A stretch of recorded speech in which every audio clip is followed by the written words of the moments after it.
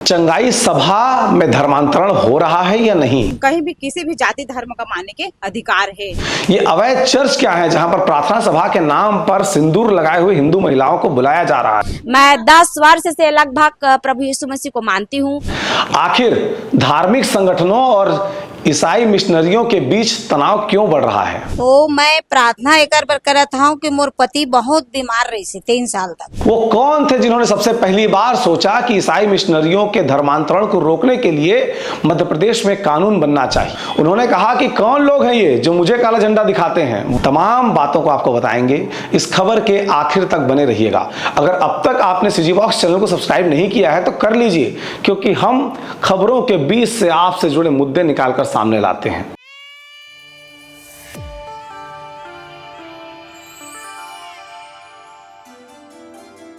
नमस्कार, जोहार, मेरा नाम है देवेश तिवारी। आप देख रहे हैं सीजी बॉक्स। मध्य प्रदेश के एक पूर्व मुख्यमंत्री हुए, काफी लंबे समय तक रहे। उनका नाम था रविशंकर शुक्ल। रविशंकर शुक्ल जशपुर के दौरे पर थे। उसी दौरान वहां पर कुछ ईसाई मिशनरियों ने तत्कालीन मुख्यमंत्री रविशंकर शुक्ल को काले झंडे दिखा दिए। मुख्यमंत्री को काला झंडा देखना नागवार गुजरा। उन्होंने कहा कि कौन लोग हैं ये जो मुझे काला झंडा दिखाते हैं। बताया गया कि साहब ये ईसाई मिशनरी हैं। इस इलाके में ईसाई मिशनरियों के खिलाफ जो आरएसएस का वनवासी कल्याण आश्रम है और राष्ट्रीय स्वयंसेवक संघ है, उसकी ओर से इन पर दबाव डाला जा रहा है कि ये जो धर्मांतरण है या मतांतरण जिसे के नाम से जाना जाता है, उसके खिलाफ रोक लगाने की वो मांग कर रहे हैं।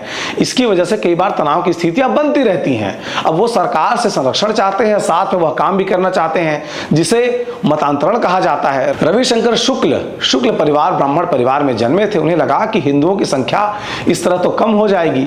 उन्होंने वहां से भोपाल लौट करके नियोगी कमेटी का गठन किया। वही नियोगी कमेटी जिसके अनुशंसा के आधार पर बाद में मध्य प्रदेश में मतांतरण को रोकने का, धर्मांतरण को रोकने का, धार्मिक स्वतंत्रता के अधिकार देने का कानून लाया गया। बाद में उसी कानून को छत्तीसगढ़ ने अडॉप्ट किया। 2006 में संशोधन हुआ और अब 2025 में मुख्यमंत्री ये कह रहे हैं कि उसे यहां से भी बड़ा कानून बनाया जाएगा और इस कानून को लेकर के उत्तर प्रदेश का जो मॉडल है उसको लागू करने की बात कही जा रही है। लेकिन इस खबर की चर्चा आज हम क्यों कर रहे हैं? क्योंकि प्रदेश में एक के बाद एक नन का प्रकरण हो या बस्तर में दफनाने के लिए जमीन न देने का मामला हो, बस्तर में आदिवासियों और ईसाई मिशनरियों के बीच जो संघर्ष चल रहा है उसकी बात हो, भारतीय जनता पार्टी की सरकार हो या कांग्रेस की सरकार हो, दोनों दौर में यह बात खुल करके प्रदेश के अलग अलग हिस्सों से सामने आती रही है कि अलग अलग मोहल्लों में प्रार्थना सभा के नाम पर ईसाई मिशनरी एक अस्थायी चर्च का निर्माण करते हैं जो दिखने में तो घर की तरह होता है, लेकिन वहां पर एक जो पादरी की शक्ल में हिंदू सरनेम वाला शख्स होता है वो अपने घर में लोगों को बुलाता है या बुलाती है और वहां पर प्रार्थना सभा का आयोजन किया जाता है। उस प्रार्थना सभा में ईसा मसीह से यह प्रार्थना की जाती है कि जो नए लोग, जो नए हिंदू उस सभा में पहुंचे हैं, उनके जीवन में अगर विकार है, शरीर में अगर पीड़ा है, जीवन में आर्थिक दुख है या मानसिक परेशानी है, तो प्रभु ईसा मसीह उन तमाम समस्याओं को दूर कर दें। ऐसी मांग उन प्रार्थना सभाओं में की जाती है। इन प्रार्थना सभाओं पर जाते जाते धीरे धीरे हिंदुओं के मन में यह प्रभाव जागृत होता है कि अकेले मैं प्रार्थना करूंगा तो शायद भगवान के कानों तक ना पहुंच पाए, लेकिन तमाम लोग मिल करके जब अकेले मेरे लिए प्रार्थना करेंगे और जीवन में संयोगवश अगर उस दौरान बदलाव आ गया तो स्वाभाविक आस्था ईसा मसीह के प्रति जाग जाती है। और यही वजह है कि छत्तीसगढ़ के चर्चों में सिंदूर लगाए हुए महिलाएं और अपने गले में मंगलसूत्र पहनी हुई महिलाएं, जो कि हिंदू होने का प्रतीक है, ऐसी महिलाओं की तादाद दिनों दिन बढ़ती जा रही है।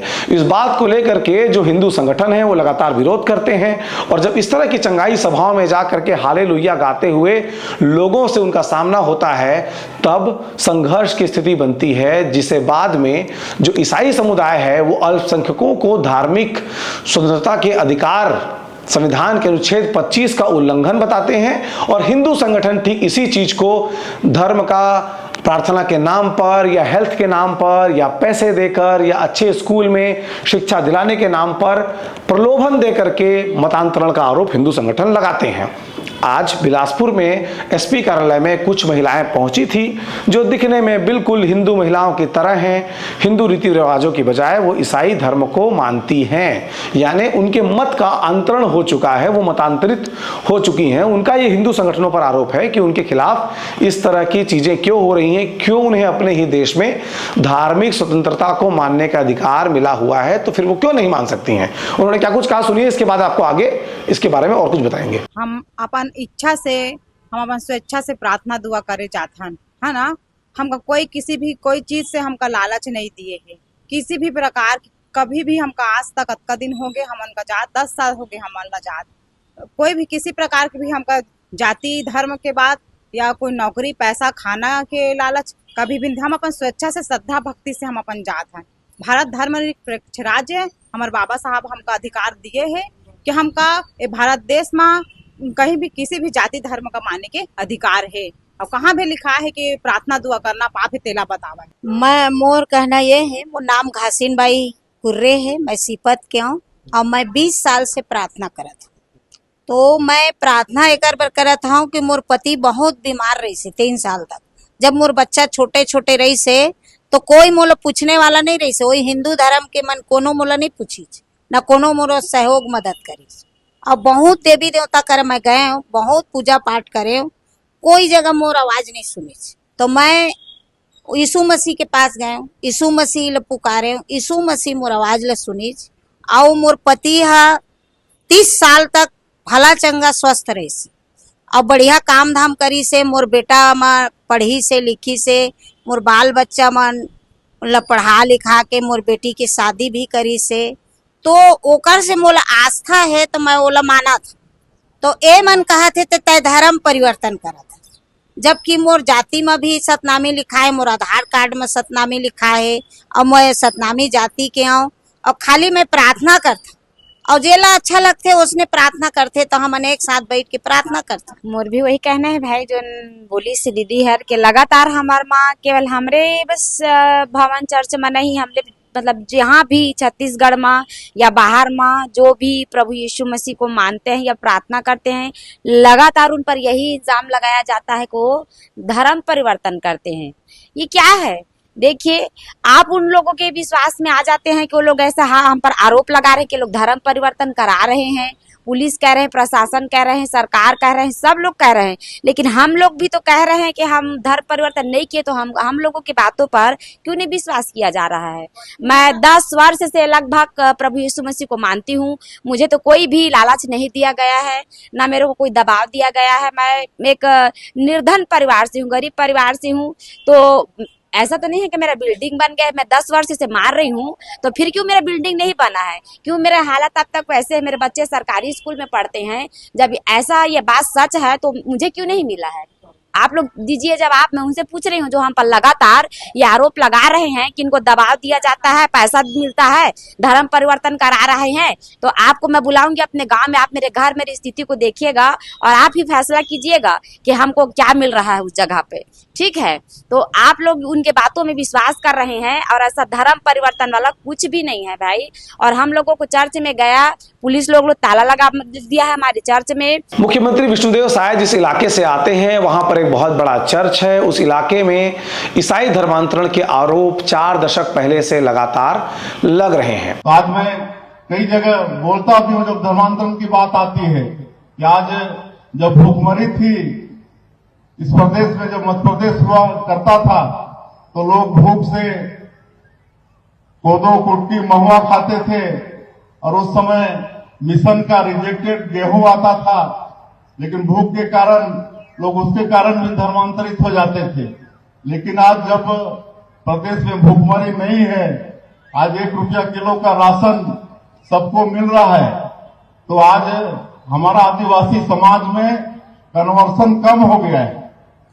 ये चंगाई उसका एक माध्यम बना है। छत्तीसगढ़ में जो कानून है वह कम प्रभावी है, इसलिए सरकार यह चाहती है कि 1968 में बने हुए कानून को सन 2000 में जब छत्तीसगढ़ में अडॉप्ट किया गया और 2006 में जिस पर संशोधन लाया गया, जिस पर 2018 तक राज्यपाल के हस्ताक्षर नहीं हुए थे, इस कानून को और अधिक प्रभावी बनाते हुए उत्तर प्रदेश की तर्ज पर कानून बनाया जाए। उत्तर प्रदेश की तर्ज पर अगर कानून बनता है तो उसमें किसी भी तरीके से प्रार्थना के माध्यम से भी, जिसमें प्रलोभन देकर के पहले शामिल था, जिसमें पैसे देकर के शामिल था, जिसमें डर दिखाकर लालच देकर शामिल था, उसमें प्रार्थना कराकर भी शामिल किया जा रहा है ताकि उस कानून में और सख्ती आए, ताकि लोग मतांतरित ना हो सकें। छत्तीसगढ़ में इस तरह के प्रयास भी किए जा रहे हैं कि जो लोग आदिवासी होते हुए, ओबीसी होते हुए, एससी होते हुए अगर अपना धार्मिक मतांतरण कर लेते हैं, यानी वो ईसाई धर्म को मानने लगते हैं, अपने कॉलम में ईसाई लिखते हैं, उस कंडीशन में उनके बच्चों को छात्रवृत्ति न दी जाए, न ही उनको आरक्षण की सुविधाओं का लाभ मिले जो कि सामान्य आदिवासी, अनुसूचित जाति या फिर जो ओबीसी है उनके लिए जो सुविधाएं हैं वो उनको ना मिले, इस तरह की व्यवस्था भी कानून में की जा सकती है। उत्तर प्रदेश का कानून क्या कहता है कि मतांतरण कराने के सामान्य अपराध के उल्लंघन अपराध होने पर 3 से 10 वर्ष का सश्रम कारावास हो सकता है। जुर्माना जो है वो 50,000 रुपए हो सकता है।